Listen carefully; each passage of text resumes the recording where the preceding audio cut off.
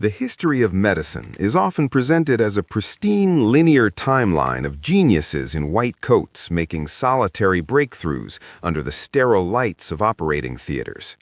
We are told stories of men like Dr. Alfred Blalock, the golden boy of surgery, whose hands allegedly performed the miracle that conquered the blue baby syndrome. But if you peel back the layers of that carefully curated narrative, if you look past the headlines of 1944 and into the shadows of the operating room itself, you find a discrepancy, a glitch in the official record. On the morning of November 29, 1944, at Johns Hopkins Hospital, the air was thick with the scent of ether and the unspoken tension of a gamble that could end a career or save a life. On the table lay Eileen Saxon, an 18-month-old infant weighing less than 10 pounds, her skin the terrifying violet hue of oxygen starvation. Dr. Alfred Blalock stood over her, scalpel in hand, ready to attempt a procedure that was considered by many in the medical establishment to be impossible, if not reckless. The gallery above was packed with the elite of the surgical world, leaning over the railings to witness history. They were watching Blalock, but Blalock wasn't watching the patient, not entirely. Repeatedly, nervously, the great surgeon turned his head to look behind his right shoulder. He was looking for reassurance.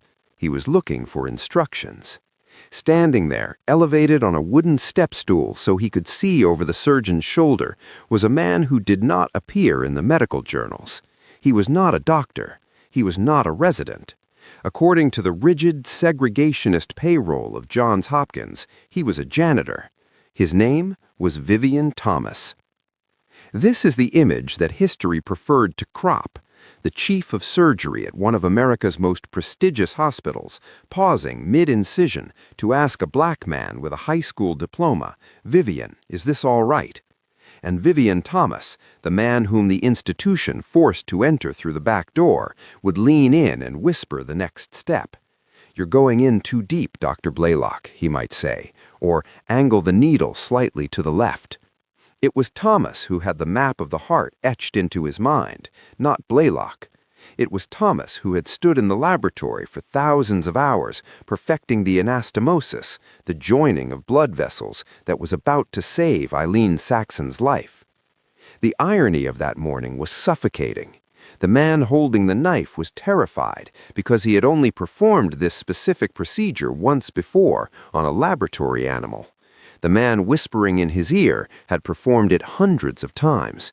Yet the social hierarchy of 1944 America demanded that the expert stand in the background, disguised as a subordinate, while the novice took center stage as the master. The gathered crowd in the gallery saw a white savior performing a miracle. They did not see the invisible string pulling his hands, guided by the intellect of the man standing on the stool. This was the debut of the Blalock-Taussig shunt, a procedure that would save tens of thousands of lives. But in that room, the truth was already being rewritten. The miracle belonged to the hands that held the scalpel, while the mind that guided them was quietly erased from the frame, relegated to the role of a silent observer in a history he had actually authored. To understand how a janitor came to possess knowledge that surpassed the leading surgeons of the 20th century, we must leave the spotlight of the operating theater and descend into the reality of Vivien Thomas's daily existence. This is a story of stolen potential and the crushing weight of systemic exclusion. In 1930, Thomas had been a carpenter with dreams of medical school. He had the hands, the discipline, and the brilliant analytical mind required for surgery. But the Great Depression arrived like a thief, stealing his savings and his path to a degree. Desperate for work, he took a job at Vanderbilt University as a laboratory assistant to Alfred Blalock. The job classification was janitor. The pay was commensurate with that title. But the work Thomas actually performed was nothing short of postdoctoral research. In the laboratory, stripped of the social pretenses of the segregated South, a strange partnership formed. Blalock recognized Thomas's dexterity immediately. He realized that this young man possessed a natural genius for physiology and tissue manipulation that could not be taught. Soon, Thomas was not cleaning cages, he was running the lab. He was conducting complex experiments, inducing shock in canines to study blood pressure, and essentially teaching himself the intricacies of cardiovascular surgery. When Blalock moved to Johns Hopkins, he insisted Thomas come with him. But the institution was unyielding. In Baltimore, Thomas was officially hired as a janitor. He would walk the halls in a white lab coat, commanding the respect of the residents who knew the truth. But the moment he stepped outside the lab, he was just another black man in a segregated city. The Blue Baby operation required tools that simply did not exist. The needles of the time were too thick for the delicate, paper-thin arteries of an infant. The clamps were too destructive. So Vivien Thomas became an engineer. He retreated to the lab and ground down existing needles until they were fine enough to stitch a vessel the size of a matchstick. He fabricated clamps that could halt blood flow without crushing the tissue.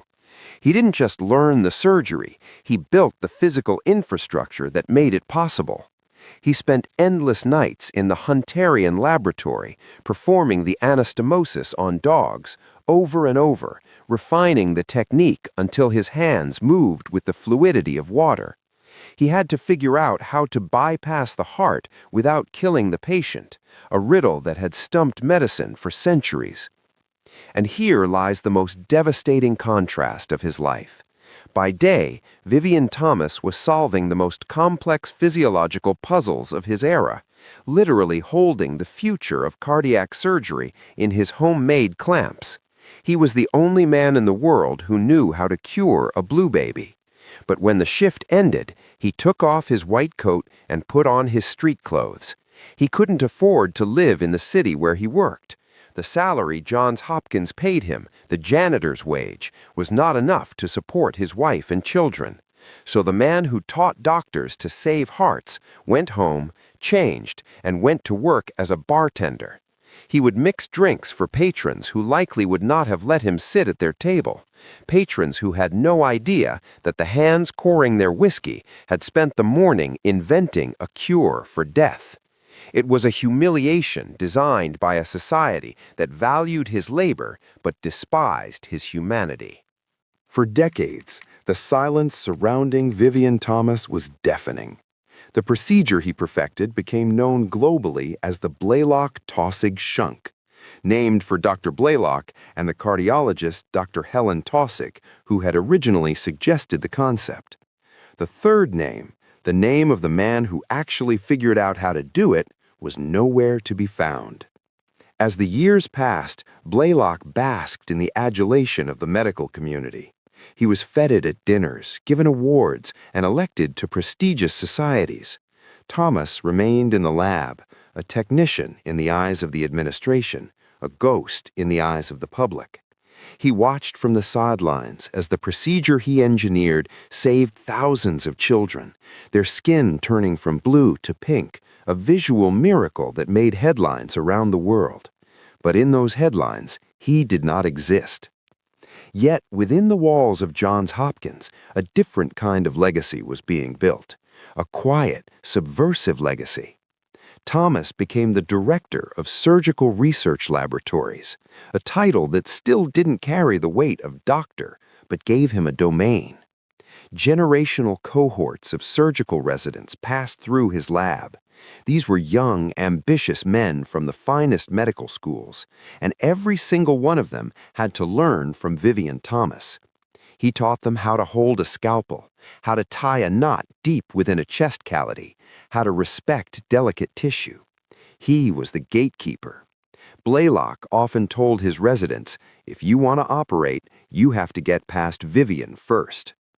Future chiefs of surgery, men who would go on to become wealthy and world-renowned, started as clumsy students under the patient, exacting tutelage of the man with no degree. The weight of the erasure took its toll, but the truth has a way of outliving the lies. By the 1970s, the old hands, the surgeons Thomas had trained, were now in charge. They looked back at the man who had shaped their hands and their careers, and the injustice of his position became impossible to ignore. They began to lobby the administration.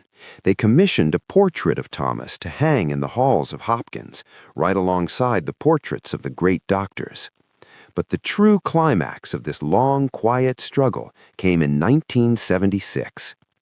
Decades after he stood on that stool behind Blalock, Johns Hopkins University finally conferred upon Vivien Thomas an honorary doctorate of laws.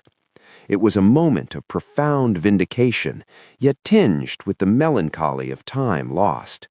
When he walked onto the stage, the auditorium was filled not just with administrators, but with the very surgeons he had trained. These powerful men, the leaders of American medicine, rose to their feet. They didn't just clap, they wept. They gave a standing ovation to the man they called the teacher of surgeons. It was a recognition that he was never just a janitor, never just an assistant.